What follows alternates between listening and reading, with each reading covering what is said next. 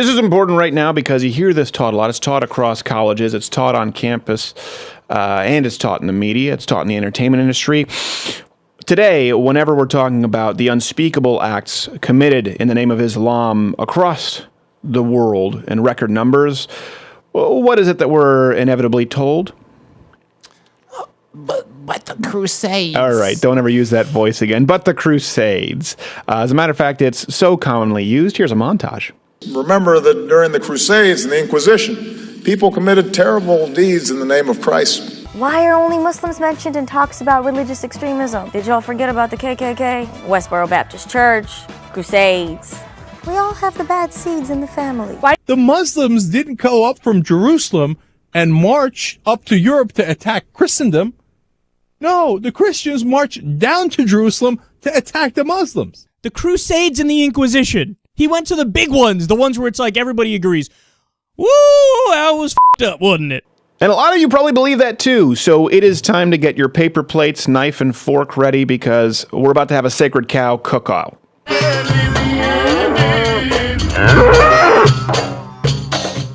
It's a nice little graphic there. Sure to get us some letters. So let's get through these myths. If you've been taught about the Crusades, I'll call them the Second Crusades, the retaliatory Crusades. I'll explain in a minute because it's important. That they were unprovoked, that it was just Christians running across the globe with pointy hats and swords, killing any and all Muslims they could find, innocent or not, simply because they didn't like their brownness. It couldn't be further from the truth. Now, it's important because this is taught in schools across the country. A lot of people believe this. The fact is that these Crusades, the Second Crusades, they were a response to the First Crusades from Islam, from the Muslim onslaught for hundreds of years. For over 400 years, there was consistent Muslim expansion, aggression, violence.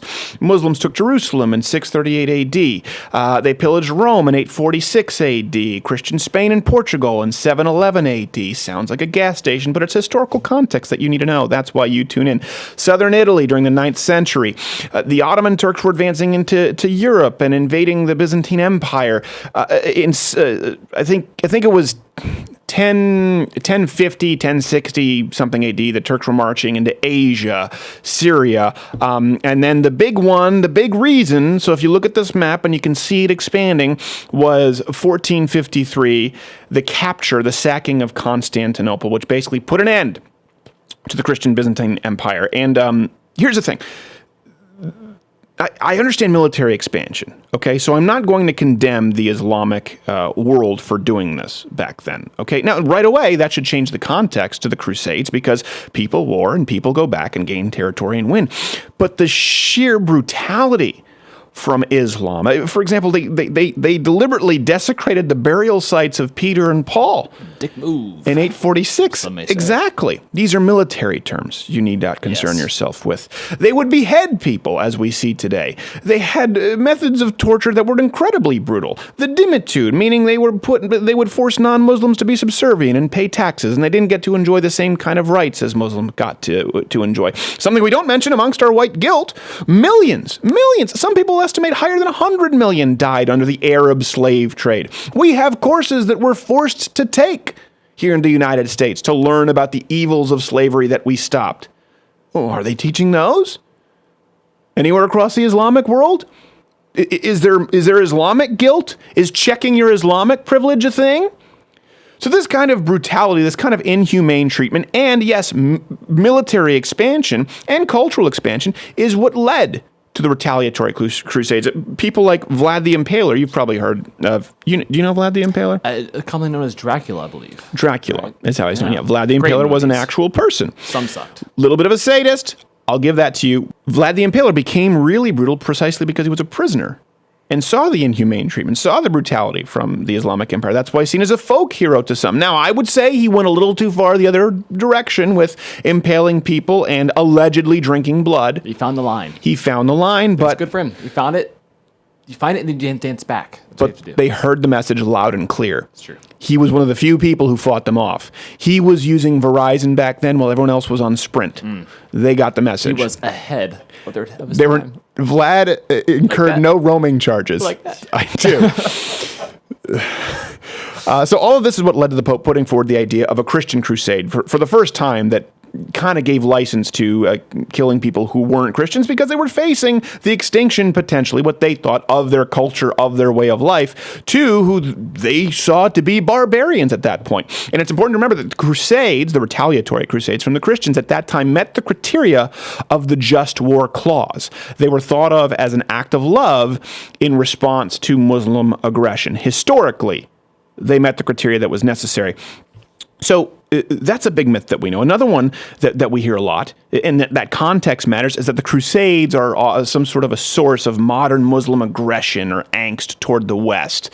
There are terms out there, often parroted by, of course, the Young Turks, Reza Aslan. Did any of you learn this in college where they talked about when Christians took Jerusalem in 1099? I should say took back Jerusalem, which is really what they wanted to do. They'll teach you when Christians took Jerusalem in 1099. No, when they took back Jerusalem. Kind of like when people talk about the War of 67 when Israel gained territory. They don't talk about how many countries, was it Egypt, Jordan, I'm going to remember the third one, were teaming up to eviscerate them, and Israel just happened to kick their asses and took their land for protection. It's left out. So when Christians took back in 1099, you've heard this term, right? That their siege of Jerusalem, blood. They had blood up to their knees. You might have heard it. It's a term thrown around a lot. Even so much so that Bill Clinton said this after 9/11, mind you. The context matters. In trying to be sympathetic and show his tolerance and how progressive he was to the terrorists and terrorist supporters across the Islamic world, Bill Clinton had this to say: "Those of us who come from various European lineages." Can you do it in Bill Clinton? Yeah, try that. Are not blameless. Indeed, in the First Crusade, when the Christian soldiers took Jerusalem, they first buried a synagogue with 300 Jews in it. I was going to say that's unnecessarily dark to do it in a Bill Clinton voice. And proceeded to kill Muslim women, Muslim children, at the Temple Mount. I want to get down to the part where he said, the description of the event describes soldiers walking on the Temple Mount, a holy place to Christians, with blood running up to their knees. The common term, he reiterated it. I can tell you that story is still being told today in the Middle East, and we are still paying for it right after 9/11. First off, that's physically impossible for blood to be up to your knees, of course. And by the way, it may sound like we're trying to take something literally that they meant figuratively. No. They will teach this in college literally, and Bill Clinton meant it literally. Steve Weidenkopf pointed out that this is not only physically incapable, but corrected the record regarding the Jerusalem battle. Standard practice at the time dictated that a city that refused to surrender at the sight of a sieging army would suffer any and all consequences of a successful siege. This is why many cities back then agreed to terms before commencement of this siege. It doesn't mean all Muslims did that. They didn't necessarily follow the rules of war. As we've seen now, they didn't really follow any civil rules of engagement. The point is, 11th century warfare was harsh. This shouldn't be a surprise. Yes, the retaliatory Christian crusaders did kill many inhabitants, but the events are not out of the ordinary. And modern accounts, like Bill Clinton, when they throw it out there, they're used to stir up backlash against the West. They're the ones who are stirring the backlash up against us here in the Western world. They're the ones who are encouraging people in the Islamic world to use it as an excuse, because the Crusades were largely forgotten and they weren't used as justification for ISIS, for Taliban, for take your pick for that rule of the day. And here's something I would like to put forward. You know what? Not only is it understandable now, given this context, that the Crusades occurred, the Crusades were necessary. They had to happen. I'm not condoning the loss or the taking of innocent life deliberately, but the Crusades as a military and cultural response needed to happen because they happened precisely to stop the kind of barbaric behavior that you see in the Islamic world today. And you saw up until today in any other place where the Islamic empires were able to conquer. Let's talk about the Armenian genocide, where thousands upon thousands of people were killed brutally, including the crucifixion of young girls. Don't tell Cenk. I still don't know how Anna Kasparian sits next to him. Let's just don't talk about it. It only gets him mad.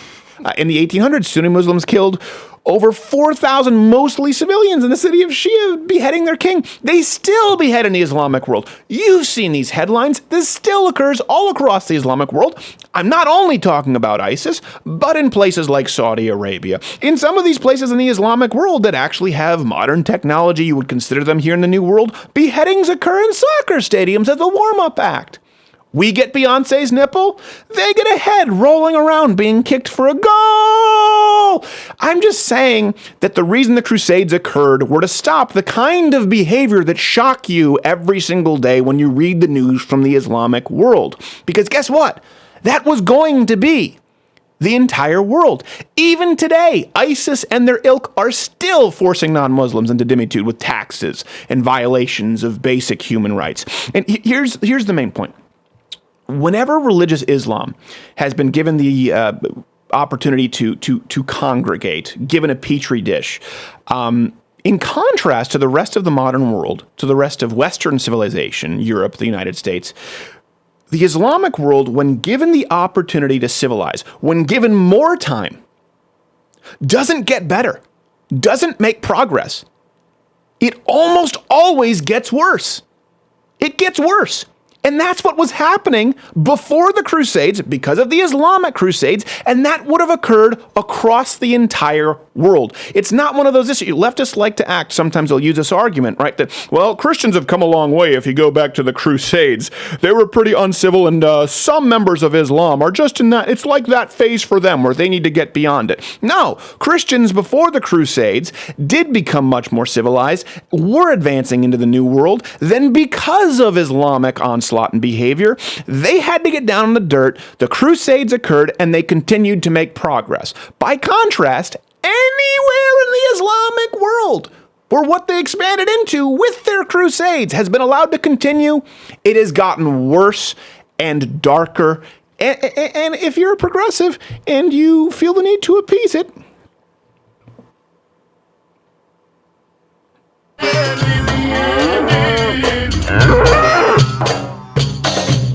if you like this video, subscribe by clicking the button that says subscribe. If you're not aware of it now, there's no way you're learning the internet at this point. I'm not going to help you. But this was clipped from my daily show, available exclusively to louderwithcrowder.com/mugclub members. If you're a student, military, or veteran, enter in that promo code. It's less than $6 a month, and you get daily content. No more clips, plus this hand-etched mug. Oh, when I feel it, I got a chill like on the inside.